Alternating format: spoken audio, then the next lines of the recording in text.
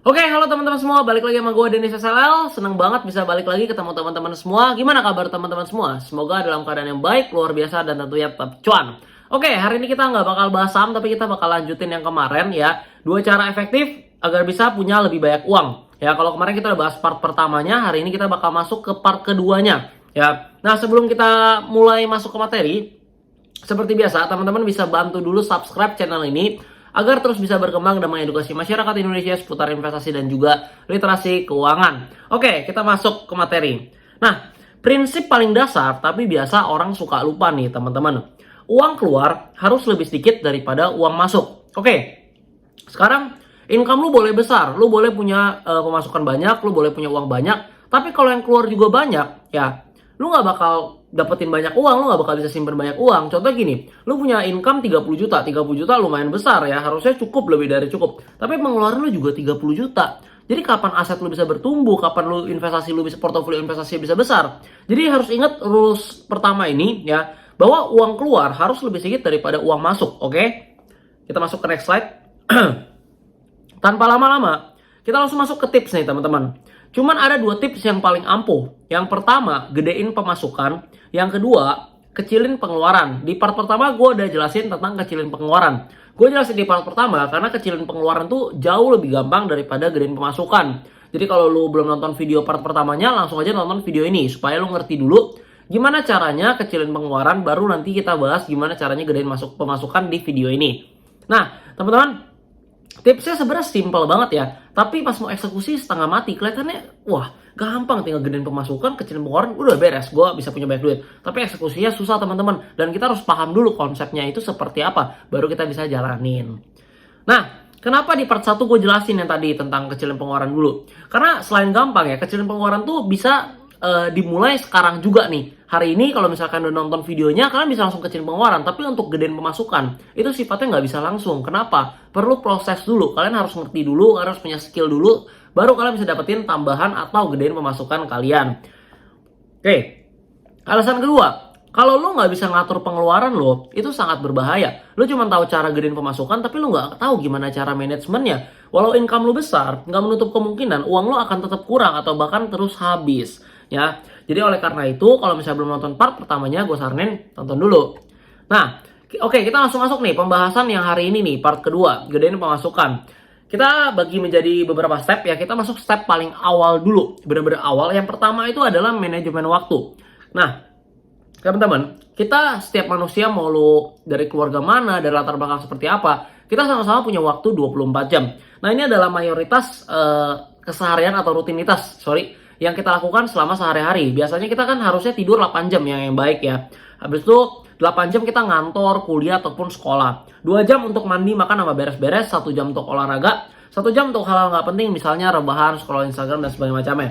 Masih ada sisa 4 jam yang bisa dimanfaatkan. Belum lagi kalau kalian misalnya WFH atau sekolah online di rumah kuliah, mungkin kalian punya banyak spare waktu yang lebih banyak lagi. Tapi nggak apa-apa, kita anggap aja cuma ada 4 jam waktu sisa yang bisa dimanfaatkan. Nah, dalam 4 jam ini, lu harus manfaatkan dengan sebaik-baiknya. Karena kalau misalnya dalam 4 jam ini lu pakai buat main-main, lu pakai buat nongkrong gak jelas, lu nggak lakuin perubahan, ya gimana caranya pemasukan lu mau bertambah, mau makin gede. Jadi ketika lu mau gedein pemasukan, itu bergantung sama 4 jam sisanya itu yang dalam satu hari. Kelihatannya singkat cuma 4 jam, tapi kalau misalnya dikaliin 1 bulan tuh 120 jam loh teman-teman. Berarti kalau 1 tahun tuh 1440 jam itu adalah sesuatu yang luar biasa, jam yang sangat banyak gitu. Jadi kita harus manfaatin dengan baik supaya kita bisa gedein pemasukan kita.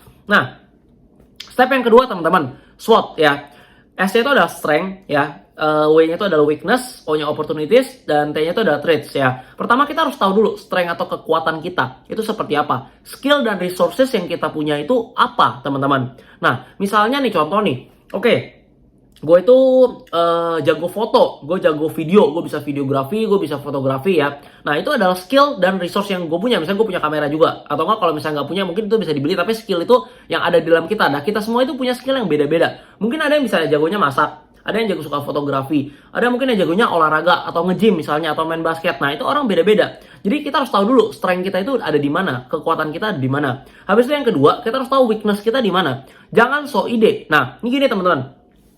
Ada misalnya ya, contoh ya, gue liat teman gue nih ya, wah dia jadi personal trainer nih, side jobnya dia freelance gitu, ngajarin orang 1 jam aja dapat bayaran 300.000, ya kan, lumayan banget tuh, sebulan bisa dapetin 9 juta, cuman kerja 1 jam sehari, side job doang nih.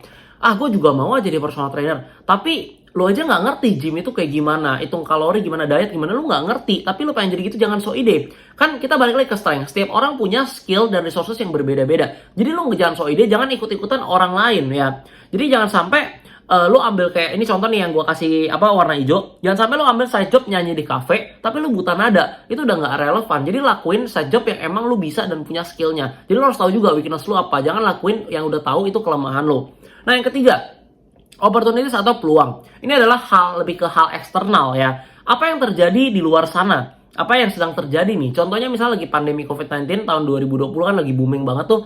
Nah itu gue punya teman, dia itu dia bisa cepet banget ya melihat situasi, karena dilihat wah ini lagi lagi pandemi, orang pada jaga kesehatan segala macam, kira-kira gue harus jualan apa nih ya. Mungkin kalau misalnya masker kan dipikir wah agak susah lah, lagi kan nggak boleh juga kan, ilegal kan kalau misalnya kita nimbun masker misalnya. Dia mulai lihat oke, orang mulai jaga kesehatan ya kan, mulai aware gitu, dia bakal orang-orang bakal minum vitamin atau suplemen. Nah dia mulai jualan vitamin C teman-teman ya. Jadi dalam 2-3 bulan aja dia bisa dapetin omset ratusan juta cuma gara-gara jual vitamin C. Kalau sebelum-sebelumnya nggak ada pandemi jual vitamin C, mana bisa omset ratusan juta kan, kayak gitu. Nah jadi itu adalah opportunities itu lebih ke hal eksternal. Jadi kita harus melihat keadaan kita itu, keadaan di masyarakat, di market itu lagi seperti apa. Nah kalau misalnya kita udah lihat, wah ini oke nih, dan kita jalan, itu bisa mendapatkan keuntungan yang bisa membuat kita mendapatkan penghasilan yang lebih besar. Ya, jadi kayak side job yang kita ambil di luar pekerjaan inti kita ya. Yang ketiga, yang keempat, yang terakhir, threats atau ancaman. Jangan sampai hal yang ingin lo lakuin jadi dampak negatif terhadap main job lo. Misalnya sekolah atau kuliah lo. Jadi kan gini, kita sama-sama nonton video ini pengen gedein pemasukan kita. Ya, kita pengen cari side job, kita pengen bikin sesuatu di dalam 4 jam yang kita punya sisa dalam 1 hari. Kita pengen gunain untuk dapetin uang lebih. Tapi jangan sampai ya side job yang kita lakuin itu mengganggu main job kita, sekolah kita atau kuliah kita. Karena kenapa? Kalau misalnya mengganggu apalagi pekerjaan ya, yang ada misalnya gara-gara lu ambil side job lu dapetin uang lebih, tapi lu di kantor kerjaan lu nggak beres, lu dimarahin bos, gaji lu dipotong atau lu dipecat misalnya, itu jauh lebih berbahaya. Jadi pastiin jangan sampai sekali lagi mengganggu aktivitas main job lu. Baik sekolah kuliah pun jangan sampai mengganggu. Itu penting, oke? Nah, kita masuk ke step ketiga nih teman-teman. Nah ini yang keren nih. Ini gue bukan keren, sorry. Kok jadi keren sih, maksudnya ini yang menarik banget nih. Tingkatin skill. Lo ingat lagi tadi ya di step pertama, ketika gue udah jelasin tentang manajemen waktu. Ingat, lo punya sisa waktu 4 jam dalam 1 hari. Manfaatin dengan baik. Nah, 4 jam ini lo bisa pakai pertama untuk belajar dulu. Karena nggak mungkin tiba-tiba lo habis nonton video ini, oke, gue harus mau cari side job. Ya, pertama kan kita harus belajar dulu, kita harus adaptasi dulu, kita mau kemana nih arahnya, kita susun rencana, planning kita mau ngapain. Nah, belajar itu gratis teman-teman. Ya kita bisa akses dari YouTube misalnya ya, dari video-video di YouTube. Misalnya contoh nih kayak gini nih, kalian lagi belajar gratis, atau lo bisa beli buku. Ya pokoknya intinya untuk improve skill, atau lo bisa ikut kursus mungkin yang berbayar ya. Lo misalnya kursus lo udah suka fotografi, lo emang udah punya basicnya, habis itu lo mau tingkatin dulu skillnya, lo belajar dulu kursus, baru nanti lo ambil side job jadi fotografer misalnya. Nah itu penting banget teman-teman, karena ini skill yang lo tingkatin ini akan berpengaruh terhadap gimana nanti lo bisa dapetin uang lebih dari side jobnya yang lo pengen dapetin gitu. Nah yang step keempat nih teman-teman, ini yang paling penting. Banyak orang, banyak anak muda, banyak generasi milenial yang aduh gue pengen begini, gue pengen begitu, gue pengen dapetin uang lebih dan sebagainya macamnya. Tapi ketika disuruh mulai, aduh kayaknya nggak bisa deh, kayaknya susah deh. Jadi sampai kapan lu taunya lu udah bisa, lu udah cukup ilmu lu untuk mulai? Nggak akan pernah tahu teman-teman, gue pun nggak tahu. Jadi mulai aja dulu. Tapi pastiin ingat satu hal penting pas lo mulai. Mulai dari hal kecil dan modalnya usahain kecil ya. Dan pastiin ketika lo mulai, ingat jangan sampai mengganggu main job lo, sekolah atau kuliah lo yang lagi lo jalanin sekarang teman-teman. Ingat ya teman-teman, lo nggak akan pernah tahu kapan lo siap, kapan lo udah berasa lo bisa jualan, kapan lo udah bisa lo dapetin side job kalau lo nggak mulai. Jadi lo harus mulai dulu ya. Nanti ada kesalahan nggak masalah, lo revisi kesalahan lo, karena namanya kita dalam hidup pasti itu ada namanya proses. Jadi kalau salah nggak apa-apa, nanti bisa direvisi gitu. Nah ini step yang kelima teman-teman. Ini yang paling penting dari step-step sebelumnya. Konsisten teman-teman. Kalau lu udah mulai, lu harus konsisten ya. Ntar kalau misalnya udah kelihatan dapat duit ya, kan udah dapat duit nih misalnya sedikit, lalu reinvest lagi ke dagangan lo. Misalnya lo jadi fotografer, udah dapat sajab, lo reinvest lagi, misalnya beli gear yang lebih bagus lagi, misalnya beli gimbal, beli tripod yang lebih bagus, beli lighting, habis itu dan sebagainya macamnya, beli lensa sebagai macamnya. Habis itu jangan lupa juga upgrade terus skill lu, misalnya lu ke kursus lagi dan sebagainya macamnya. Belajar terus, revisi kesalahan-kesalahan lu ya. Nanti sampai di satu titik di mana kapasitas lu nggak cukup buat kerjaan semuanya. Di sana baru take decision buat bikin tim ya, atau lu cari partner, atau lu bikin jadi suatu model bisnis. Menarik gak? Jadi dari side job bisa jadi suatu bisnis. Nah, nanti gue bakal bikinin satu video gimana caranya kita start small business ya, tentunya dengan skill dan kecocokan untuk diri kita sendiri, karena kita nggak bisa sembarangan buka bisnis restoran, mau buka coffee shop itu nggak bisa segampang gitu teman-teman. Kita harus tahu yang tadi strength kita, strength kita, skill kita dan resources kita itu ada di mana. Ketika kita udah tahu, baru kita bisa make sebuah bisnis, tapi ya dari small business dulu. Nah teman-teman, ingat ya teman-teman, konsisten nih jangan dilupain. Ya, nah untuk yang punya main job, misalnya kantoran, gimana nih? Nih, ini saran buat kalian. Jangan langsung berhenti dari kerjaan utama lo. Pikirin matang-matang sebelum lo berhenti. Ya, yang pertama, usaha yang lo lakuin udah sustain belum? Jangan sampai ini cuma bisa dapetin duit 3-6 bulan. Nanti 6 bulan ke depan gimana? Yang kedua, growth-nya ke depan kira-kira oke nggak? Yang ketiga, bisa ekspansi sampai sebesar apa? Nah, kalau gue pribadi, gue bakal tinggalin main job gue ya. Misalnya contoh gue kerja kantoran ya, habis itu gue dapat dari freelance, dari side job, itu gue bakal tinggalin kerjaan utama gue ketika minimal side job gue udah menghasilkan income 1,5 kali lipat daripada main job gue, dengan catatan 3 poin di atas ya. Yang pertama, usaha yang gue lakuin bisa sustain. Yang kedua, growth-nya ke depan kira-kira oke. Yang ketiga, bisa diekspansi. Nah teman-teman perlu diingat, kalau misalnya lagi sekolah dan kuliah, saran dari gua, ketika lo udah dapetin side job dan udah dapetin duit, jangan berhenti sekolah, jangan berhenti kuliah. Nggak apa-apa lo belajar aja. Ini cuman untuk yang udah punya kerjaan. Karena lo kuliah sama sekolah kan nggak lama ya kan. Kuliah paling kalau misalnya udah semester 2 atau semester 3 lo dapetin uang, ya nggak apa-apa, lo tetap lanjutin kuliah dulu sampai selesai, nggak ada ruginya. Karena lo mungkin bilang kayak kuliah nggak dapetin, waduh jadi panjang jadi bahas kuliah. Mungkin lo udah bilang kayak di kuliah ilmunya nggak kepake sebagai macamnya. Nggak apa-apa teman-teman ya, kita ikutinnya prosesnya, karena bersyukur aja bisa dapat kesempatan untuk kuliah, hargain orang tua juga gitu. Nah, disclaimer teman-teman, semua yang gue sharing ini berdasarkan pengalaman pribadi gue dan apa yang gue pelajari selama ini.